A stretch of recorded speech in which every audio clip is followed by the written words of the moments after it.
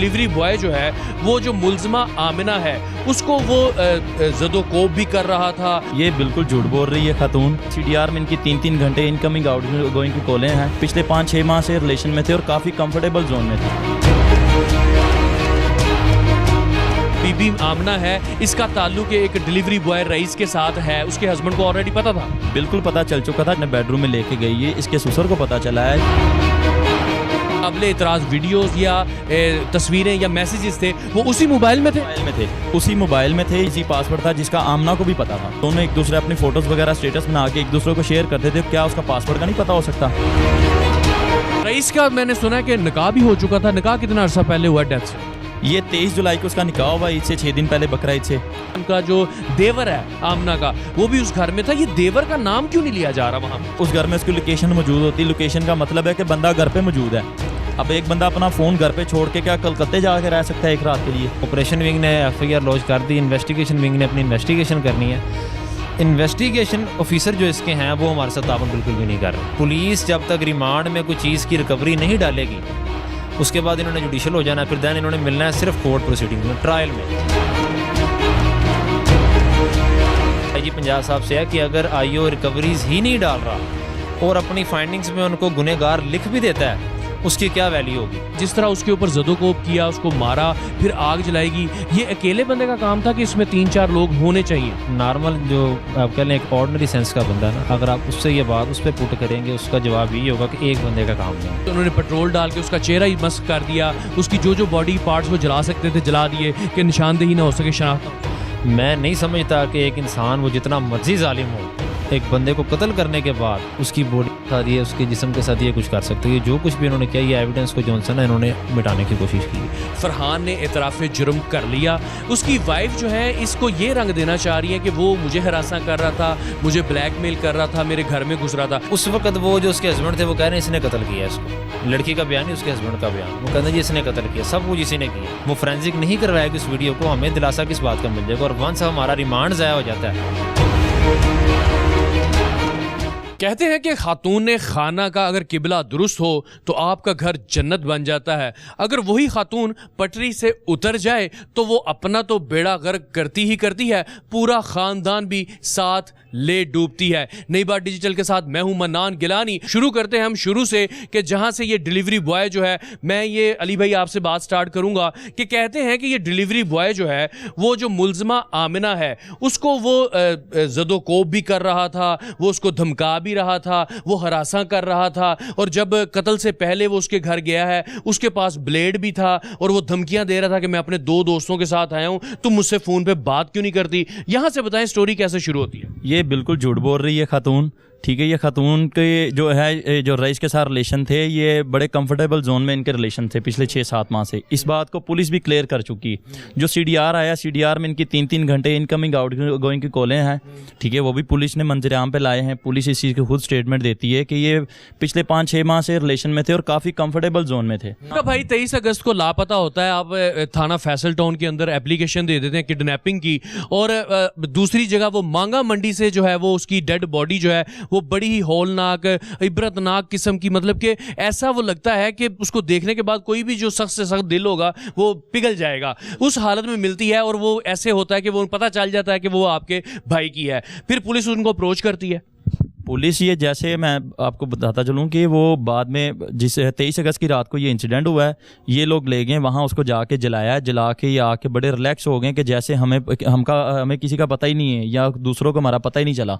ठीक है, हमें पता चलता है अपने सोर्सेज के मुताबिक कि ये बच्चा वहाँ पे पार्सल डिलीवर करने गया था। ठीक है, और साथ इसके 2 लड़के थे हमारे, वो भी अजीज़ो कार ही हैं। अच्छा, 2 लड़कों का जिक्र आमना भी कर रही है। आमना कर रही है क्योंकि वो अब करेगी, उसको तो पता ही नहीं था। ठीक है, इन लोगों को अगर पता होता ना इसके साथ 2 लोग और आए शायद ये उसके ऊपर इतना तशद्दुद ही ना करते। ये जो मर्डर वाली रात है 23 अगस्त वाली, उससे पहले ही उनके घर के अंदर ये उकदा खुल चुका हुआ था कि जो बीबी आमना है इसका ताल्लुक एक डिलीवरी बॉय रईस के साथ है। उसके हस्बैंड को ऑलरेडी पता था।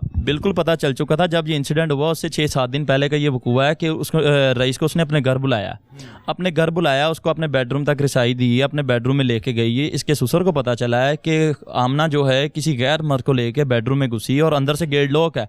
इस बूढ़े बाबे ने क्या किया है कि वीडियो कॉल लगाई अपने बेटे को, फरहान को वीडियो कॉल लगा के ऐसे लेके गया, कहता ये देख तेरी बीवी जो ना किसी गैर मर्द के साथ अपनी रंगरेलियाँ मना रही बेडरूम में, ठीक है। वो दरवाज़ा खटखटाया, इतने में क्या होता है कि वो खातून रईस को कहती है कि तुम बालकनी की तरफ छुप जाओ थोड़ी देर के लिए, जैसे मामला ठंडे होते हैं मैं तुम्हें बाहर निकाल लूँगी। रईस का मोबाइल और एक आईफोन की वॉच वहाँ छूट जाती है। रईस उधर टेरेस पे चला जाता है, टेरेस पे जाके छुप जाता है। जैसे वो गेट खोलती है, गेट खोलने के बाद वो खातून जो है वो बाबा जी के साथ काफ़ी इनकी ना तलक कलामी होती है। इतने में फरहान भी वीडियो कॉल पे होता है, वो काफ़ी इनके साथ ना आपस में इनकी गर्मा गर्मी होती है। लड़के ने वहाँ से मौका मुनासिब ना देखते हुए उसने ना टेरेस से कूद दिया। जो भी इनकी दोस्ती या 5-6 महीने से जो भी रिलेशनशिप चल रहा था या काबिल एतराज़ वीडियोस या तस्वीरें या मैसेजेस थे वो उसी मोबाइल में थे, उसी मोबाइल में थे। सारा जो रिकॉर्ड था, क्योंकि मैंने उससे 10-15 दिन पहले भाई को फ़ोन नया लेके दिया है, तो अभी उसने अपना कोई डाटा वगैरह ट्रांसफ़र करना था, तो वो इतने में उसके पास टाइम नहीं था। उसका कोई पासवर्ड भी था, पासवर्ड भी बड़ा ईजी पासवर्ड था जिसका आमना को भी पता था। अच्छा, ठीक है, क्योंकि इसके साथ रिलेशन में थे दोनों, एक दूसरे अपनी फोटोज वगैरह स्टेटस बना के एक दूसरे को शेयर करते थे। क्या उसका पासवर्ड का नहीं पता हो सकता? इनके आपस में फिजिकल रिलेशनशिप भी था, फिजिकली बहुत गहरे रिलेशन थे इनके। आपको इस बात की श्योरिटी कैसे? हमें इस बात की इस तरह श्योरिटी है कि क्योंकि हर दोस्त एक दोस्त के साथ बात शेयर करता है। रईस का मैंने सुना है कि निकाह भी हो चुका था। निकाह कितना अर्सा पहले हुआ डेथ से? ये 23 जुलाई को उसका निकाह हुआ, ईद से 6 दिन पहले बकरा ईद से, ठीक है। 6 दिन बाद बकरा ईद थी 29 जुलाई को, और नेक्स्ट मंथ आज के दिनों में रईस की शादी थी, ठीक है। और रईस अपने हाथों से वो कपड़े वगैरह सारे खरीद के लाया था, निकाह के कपड़े। उनका जो देवर है आमना का, वो भी उस घर में था। ये देवर का नाम क्यों नहीं लिया जा रहा वहां पे? ये देवर का नाम क्यों नहीं लिया जा रहा है? पुलिस इसलिए तो हमारे पास इस चीज़ के ऊपर कोऑपरेट नहीं कर रही। हमने पहले दिन से अपने तरमीमिया बयान में लिख के दिया कि ये 3 मुलजिम हमारे, जबकि उसकी लोकेशन जो है अर्गमान की उस घर में मौजूद होती है CDR के मुताबिक, ठीक है। उस घर में उसकी लोकेशन मौजूद होती है। लोकेशन का मतलब है कि बंदा घर पे मौजूद है। अब एक बंदा अपना फ़ोन घर पे छोड़ के क्या कलकत्ते जाके रह सकता है एक रात के लिए? ठीक है। उसकी बीवी मौजूद थी अर्गमान की, ठीक है। ये सारे घर के अफराद मौजूद थे, और ये अकेले बंदे का काम नहीं है। इन्होंने ट्रैप करके तशद्दुद करके अपनी मनमानी के इन्होंने वीडियो क्लिप्स बनाए। आप वो उसमें वॉइस सुन सकते हैं, 1-2 उसमें जो वीडियोस में जो वॉइस आ रहे हैं वो 1 पर्सन नहीं, वो 2nd पर्सन के भी आ रहे हैं, 3rd पर्सन के। अदनान सलीम साहब इनके इस केस के एडवोकेट हमारे साथ मौजूद हैं। इनसे भी लीगैलिटी के हवाले से बात करते हैं। हजूर, ये इतनी स्टोरी तो हमें समझ में आ गई कि उसको ट्रैप करके घर भी बुला लिया गया, और इस बात की तस्दीक जो इन्वेस्टिगेशन ऑफिसर है राना सुहेल वो भी कर रहे हैं कि भाई ऐसा ही हुआ है, और कंफर्ट जोन में थे दोनों का रिलेशनशिप, और 5-6 महीने से चल था। इस बात की भी तस्दीक कर दी। अब ये अरमगान जो उनका छोटा भाई है, देवर है, वो उसका जिक्र क्यों गायब कर दिया गया? ये क्या टेक्निकल बुनियादों पे किया गया कि वाकई वो इसमें मुलव्वस ही नहीं? जो मेन इशू जो हर्डल आई है इस केस में वो ये है कि FIR लॉन्च होने के बाद ऑपरेशन विंग ने FIR लॉन्च कर दी, इन्वेस्टिगेशन विंग ने अपनी इन्वेस्टिगेशन करनी है। इन्वेस्टिगेशन ऑफिसर जो इसके हैं वो हमारे साथ तावन बिल्कुल भी नहीं कर रहे। आपको क्या लगता है? सर देखें, हमने अपने ततीमा बयान जो मुद्दई का दिया और हमारे जो 2 गवाहान के बयान हैं उसमें 3 मुलज़िम जो हैं वो नॉमिनेटेड हैं। एक आमना लड़की जिसने गेट खोला था प्लेस ऑफ अकरेंस पे, और 2 अदद मुलज़मान जो ऊपर बालकनी में मौजूद थे, फरहान और अरमगान जो कि उसका भाई है फरहान का। अब देखें, जब पुलिस रिमांड लेने के लिए आती है, फ़िज़िकल कस्टडी लेने आती है इन मुलज़मान की, वहाँ पे रिमांड पेपर पे जब मैं देखता हूँ कि पुलिस ने सिर्फ 2 बंदों की गिरफ्तारी डाली, 2 बंदों को गिरफ्तार किया हुआ। इसकी बाबत जब मैं IO साहब से पूछता हूँ, सॉरी इंचार्ज इन्वेस्टिगेशन साहब से जब मैं पूछता हूँ कि सर हमने अपने बयान में 3 मुलज़मान को नॉमिनेटेड किया है जिनको उन्होंने बालकनी में देखा, 2 वो और एक लड़की जिसने गेट खोला था, तो हाउ इट इज़ पॉसिबल कि आप 2 बंदों की गिरफ्तारी डालें? वो कहते हैं जी हमारे पास ना इस तीसरे बंदे को लेके जो कि अरमगान है एविडेंस लैक कर रहा है। मैंने इंचार्ज साहब से पूछा कि 2 गवाह जो वहाँ पे मौके पे उनको प्लेस ऑफ अकरेंस पे देख रहे हैं, 2 बंदों की टेस्टिमनीज, क्या ये एविडेंस नहीं है?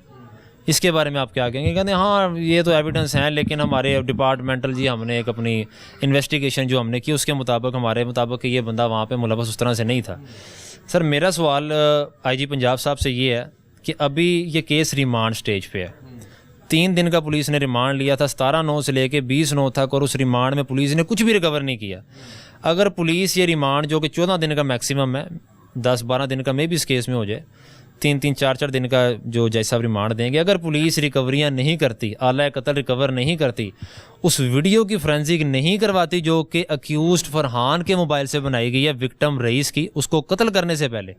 आपके इल्म में होगा ना, एक आदत वीडियो है जिसमें विक्टिम के हाथ बांधे हुए हैं और विक्टिम से ये कन्फेस करवाया जा रहा है कि आप कहो कि यहाँ पे आप गलत काम करने आए थे, आप कहो कि आप यहाँ डकैती करने के लिए आए थे।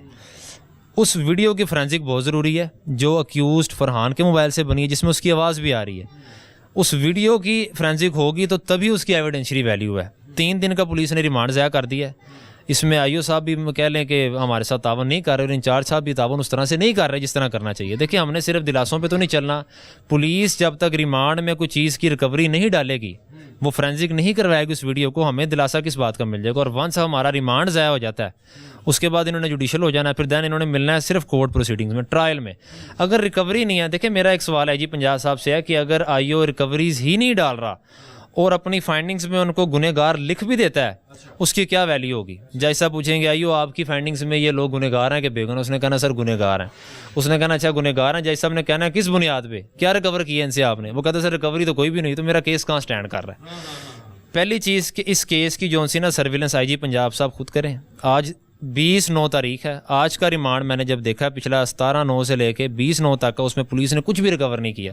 3 दिन हमारे पुलिस ने ज़ाया किए हैं। आज यहाँ आने का मकसद यही था कि हकायक से पर्दा उठे। हम यही कहेंगे, नौजवानों को भी यही कहेंगे और ख़वातीन से भी यही दरख्वास्त करेंगे कि आप अपने जो हद है उस हद के अंदर रहते हुए अपने घर वालों को इत्मीनान में लेकर रखें। और जो नौजवान हैं उनको भी एहतियात की अशद ज़रूरत है कि वो इस तरह के केसेस में या इस तरह के वाक़यात में अपने आप को मुलव्वस ही ना करें, अपना किबला दुरुस्त रखें, क्योंकि वो आपकी वजह से सिर्फ आप सर्वाइव नहीं करते, आपकी पूरी फैमिली जो है वो आपके बाद भी सर्वाइव कर रही होती है। बूढ़ा बाप भी, उसकी आंखों में आंसू खुश्क हो चुके हैं रो रो के उसकी याद में, और यही अपील कर रहे हैं कि उनको इंसाफ चाहिए और इंसाफ मिलना चाहिए। इसके साथ ही अपने मेज़बान मनान गिलानी को इजाज़त दीजिए। अल्लाह हाफिज़।